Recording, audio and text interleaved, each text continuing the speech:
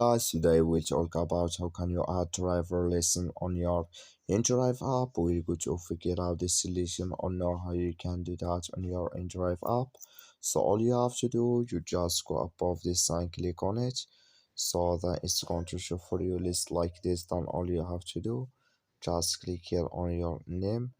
So then you come to this list here. Then all you have to do now, just click here on city ready here.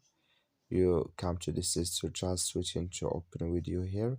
Then you click here on driver license here, and here can you add your driver license number here, and here the front of driver license here, or here the back of driver license. You add it for, of course, for when you click here on add photo, and here add photo here, date of expirations here.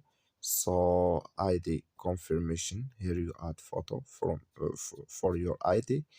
So then when you just click it on down, then it's going to add video. That's all. Thank you for watching. Don't forget to support us by liking, subscribe.